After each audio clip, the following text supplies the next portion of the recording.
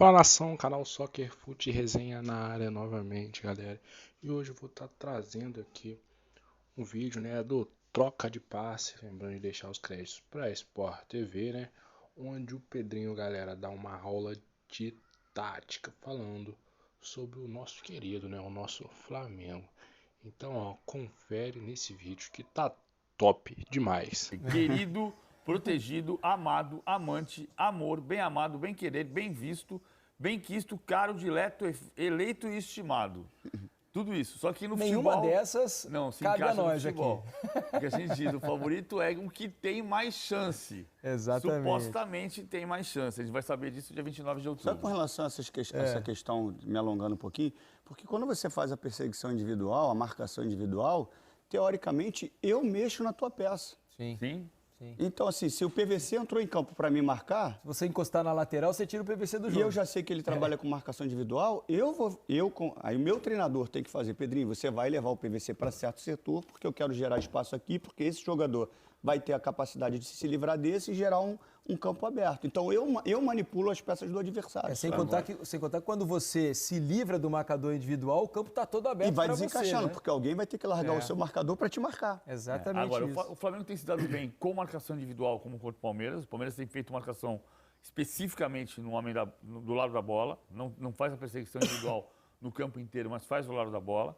Tem se dado bem em marcação individual contra o Atlético Paranaense nos 3 jogos contra o Atlético Paranaense, mesmo no empate por 0-0. Podia ter sido 3-0 E também se dá bem quando e quem também se marca dá bem com marcação por de zona, como foi né? hoje. Então, assim, não é esse o ponto. Eu acho que o Filipão não vai repetir os 3 zagueiros, ele vai tentar fazer um time que saia mais para construir o jogo. Tá? Vamos discutir aqui se o Alex Santana é terceiro volante ou se é um meia, jogando um volante na função de meia para marcar a saída de bola. Ele vai tentar fazer isso, só que é muito difícil marcar o Flamengo. Porque ele vai marcar com linha de 4, mas se ele quiser individualizar, ele vai ter um cara no Gabigol, um cara no Pedro e vai faltar os da sobra. Mas ele teve 2 exemplos contra equipes diferentes, né? É lógico que a equipe do Flamengo tem mais repertório individual para soluções e teve um exemplo contra a equipe do Palmeiras dentro da sua arena, na arena do Atlético Paranaense. Com o Flamengo, ele optou de se proteger, de marcar. Com o Palmeiras, ele optou por atacar um pouco mais, ter um pouco mais a bola. Eu acho que aquilo ali mostrou para ele que, assim, quanto mais ele trouxer o Flamengo para dentro do seu campo, mais ele corre risco. Então, mas a gente pensa um pouquinho diferente desde lá do primeiro jogo. Eu acho que ele não conseguiu sair, mas acho que tem uma diferença na marcação, principalmente. Por que ele jogou com 2 zagueiros contra o Palmeiras? Não só por isso, mas também. O Palmeiras joga 4-2-3-1 e o atacante é o Rony. O Dudu joga de um lado do campo, o Scarpa do outro lado do campo. Quando você faz linhas de 4, você marcou os 3 supostamente atacantes e sobrou um. Quando ele joga contra Arrascaeta, Pedro e Gabigol, se ele fizer linhas de 4, que eu acho que ele vai fazer em Guayaquil, ele faz linhas de 4, ele põe Thiago Heleno com o Gabigol, já perdeu na velocidade, Pedro Henrique com o Pedro e faltou a sobra. E aí ele pega o Eu já Moura. vejo diferente, porque eu já vejo a linha de 5 para tirar a amplitude. Se ele joga com 3 zagueiros e 2 laterais, é porque ele quer tirar o jogo pela beirada. Só que o Flamengo não joga com ponta. O Flamengo joga com 4 caras por dentro. O único lateral que passa é o Rodinei. Mas ele vai então é botar muito mais lógico ele preencher o meio para tirar esse jogo de construção do que ele botar uma linha de 5. Tudo bem, mas se ele fizer a linha de 5, ou se ele não fizer... Esquece a linha de 5, só um momento. Você vai fazer 3 zagueiros, tá? Então o que ele tentou fazer? Ele põe Pedro Henrique e Nico, por exemplo, e sobra o Thiago Heleno. Então ele põe o Pedro Henrique com o Gabigol, o Nico com o Pedro e sobrou o Thiago Heleno. Aí os 2 alas dele, o Kelvin e o Abner, vão bater nos 2 pontas. Você vai botar o Hugo Moura com o Arrascaeta e os laterais vão bater com os laterais. Ou vai bater porque não tem ponta. Rodinei e vai o bater Felipe com o Luiz. Rodinei e com o Felipe Luiz. Que é o que ele tentou fazer. Aí quando você perde a bola, você traz os 2 e faz a linha de 5. Mas o conceito dele é a perseguição individual. Por isso que ele faz os 3 atrás contra o Flamengo. Porque o Flamengo tem 2 atacantes enfiados. E por isso ele faz 2 zagueiros contra o Palmeiras. Porque o Palmeiras tem um só.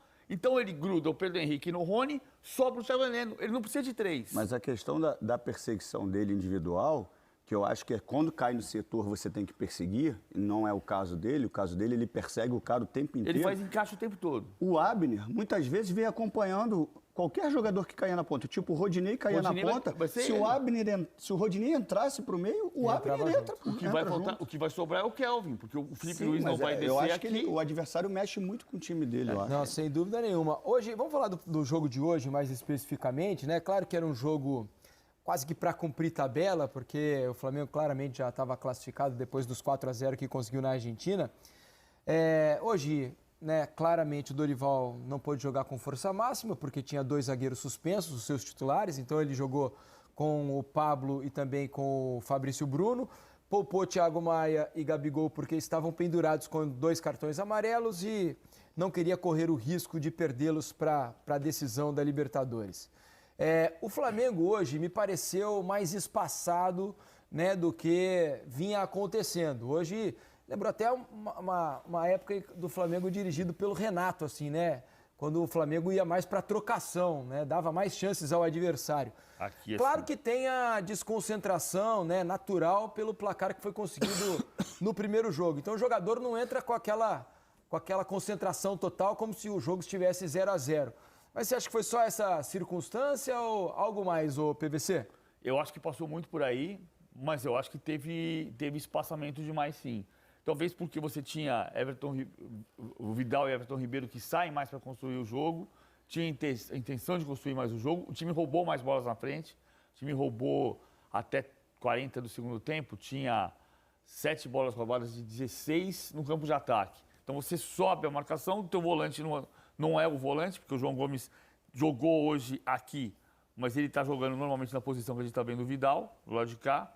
E sobrou espaço nas costas dos volantes, sim. Também por um detalhe, o Vélez não roubou nenhuma bola no campo de ataque, mas o Vélez, que a gente vai ver aqui, o Vélez, cadê o Vélez? Eu acho o Vélez. Fugiu o Vélez. O Vélez fugiu. O Vélez botou o Florentino. Argentina já, atordoado. Botou o Florentino como meio-campista. Então, na semana passada ele tinha o Walter Bol, que é um atacante. O Walter Bol não preenche o meio-campo. O Florentino é um volante, é um Alex Santana. É um volante. Ele é um volante jogando como meia. Então ele preenche mais o meio-campo, ele condensa mais. O Vélez recuperava mais a bola e quando saia com rapidez, o Vélez tinha. Agora está aqui o Vélez. O Vélez tinha o Orelhano, que é o pontinha direita que saía daqui para dentro, e o Jansson entrando por aqui, e o Florentino vinha um pouquinho por trás. Os 2 pontas que entraram aqui, nesse setor aqui e aqui, eles 2 vinham jogar nas costas do João Gomes. Então ele achava o espaço. E aconteceu um pouco isso na jogada do gol. O Jansson é muito bom jogador. Bom. O Jansson, com todo o respeito ao futebol sul-americano de hoje, o Jansson hoje é jogador para jogar no Brasil. É um jogador para o clube brasileiro prestar atenção, porque ou ele vai para um clube médio da Europa, ou ele vem para um clube grande do Brasil. É muito bom jogador. O Jansson é quem constrói a jogada do gol do Prato no comecinho do jogo. Exatamente. Uma jogada em que o Flamengo está todo no campo de ataque, né, Pedrinho? O Rodinei, obviamente, também estava no ataque. A jogada se constrói ali pelo lado esquerdo, o cruzamento do Jansson, cruzamento pelo chão. O Pablo dá uma bobeada, né? O Pablo dá um passo para trás, o Prato entra na frente dele, se antecipa e acaba fazendo o gol. Por que você acha que o Flamengo, se é que você concorda, que o Flamengo foi mais espaçado hoje do que vinha sendo? Porque eu acho que o setor, os 3, praticamente, o Everton também um pouquinho, que jogou, às vezes, ajudando um pouquinho na construção, eles não acompanharam a pressão inicial do Pedro, do Cebolinha e do Arrascaeta. Porque essa pressão, quando o Flamengo perde a bola, e esse para mim foi o diferencial, além de um jogo mais agrupado do Paulo Souza pro Dorival, esse ajuste na marcação quando perde a bola. O Pedro, apesar de ter roubado 7 bolas no primeiro tempo com os homens da frente, quando o Vélez conseguia desconectar da pressão desses 3 jogadores, o João Gomes estava muito mais atrás, o Vidal estava muito mais atrás, e aí esse espaço que você está falando, né? Esse espaçamento entre os setores. Porque quando esses caras iniciam a marcação lá, todo mundo tem que subir. Por isso que a gente fala bloco.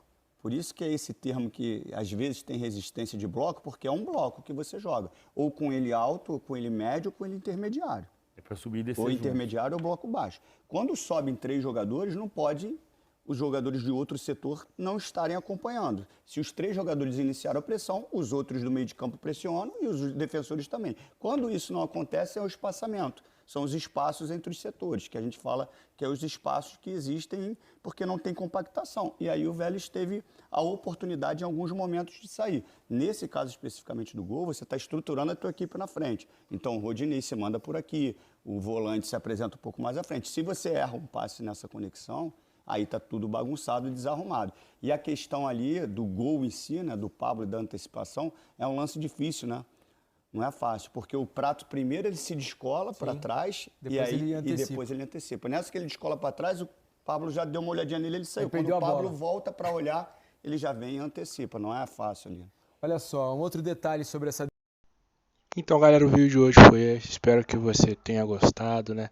Lembrando de pedir, galera, sua força para você dar aquela moral pra gente, para você deixar o like, mandar nos comentários, galera, alguma sugestão, né, de vídeo pra gente estar fazendo aqui com você. Lembrando que tem alguns produtos do Flamengo também nos links da descrição. Então, olha lá, confere lá. Tem produtos muito legais para você. No mais, vou ficando por aqui. Um grande abraço e tchau, tchau.